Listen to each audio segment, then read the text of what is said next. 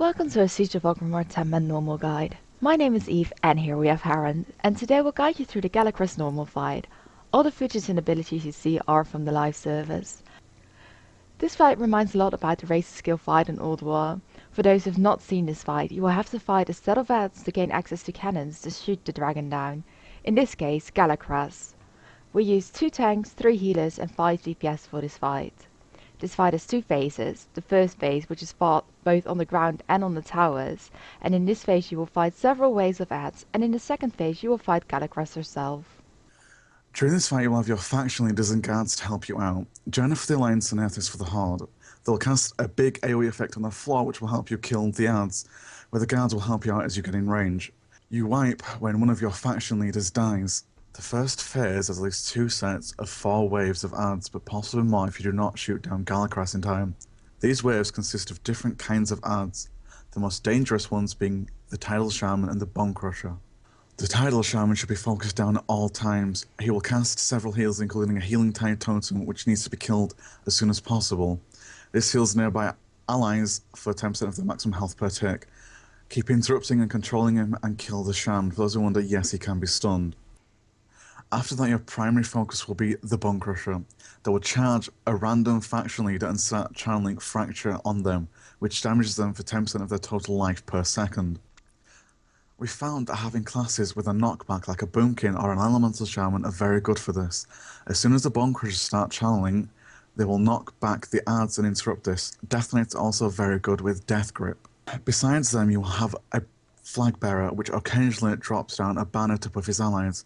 The banner only has 1 health and can very easily be destroyed. You will also have Grunts, which are just trash mobs really. On both third ways you'll have a mini-boss. The first mini-boss is called Cogra the Snake. She's a rogue and spawns with 2 ads called Stalkers. She casts a debuff on the tanks which will require a switch, and she spawns a Poison Cloud which you simply have to not stand in, and when her health drops she will start to be doing moderate AoE damage until she dies. Her ads can vanish and reappear behind the target to attack them. You have to make sure to move away as soon as you see them appear behind you, but we found that if you DPS or AoE down the stalkers fast enough they will not even use this ability. The second mini-boss is Tranok, which is a warrior mini-boss. He does a moderate amount of tank and AoE damage to the raid and will occasionally pull you all towards him and starts channeling Skullcracker. You will have to make sure to be out of range for that, since it hits for a lot of damage. The 4th waves are the tower waves. They unlock a tower and come with the Demolisher. For this you will have to split your raid in 2 groups. The downstairs group should have 1 tank, 2 healers and 2 DPS, where the tower groups need 1 tank, 1 healer and 3 DPS. We have our tower group waiting to go up the tower until the Demolisher is around half health. Going earlier means that they will get constantly stunned by the barrage that the Demolisher will cast at you. Going on the tower, the tank will have to pick up the ads at the bottom. We had these dragged up the tower where we engage the tower boss, will be cleaved down the ads. When all ads are down, your group can start making their way downstairs. We signed 1 DPS to already jump in the cannon and kill off the dragons in the air, since they will start hurting if you get too many during the fight. When all of these are dead, the DPS joins back downstairs as well.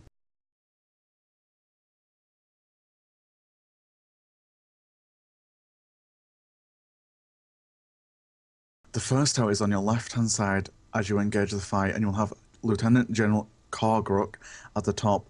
You will occasionally do 3 arcing smashes in a row. Standing in these will knock you back off of the tower.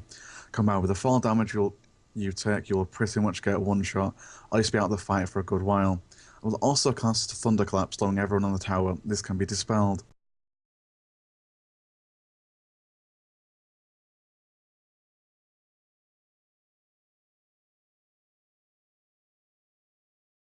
The second tower is on your right-hand side as you engage the fight and has Master Cannoneer Daegrin at the top of the tower. This boss hurts a bit more on your tank but does essentially the same thing. She'll cast Muzzle Spray, which is a volley of arrows 3 times in a row, which will damage you and knock you off the tower if you get hit.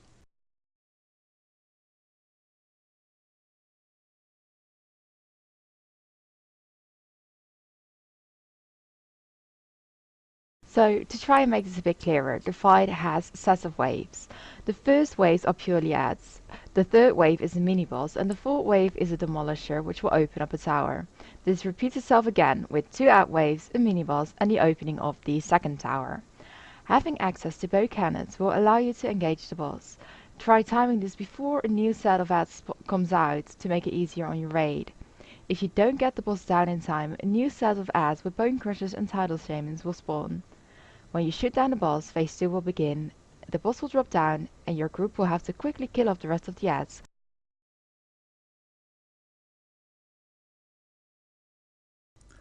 Galakras has two main major abilities in this phase. One of them is Flames of Galakron.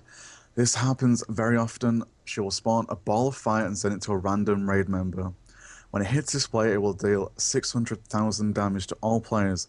However, this can be reduced by having other members of the raid stand in its path. These players will get a debuff, but decreases the intensity of the ball. People need to keep an eye out of their debuff to not let it stack too high.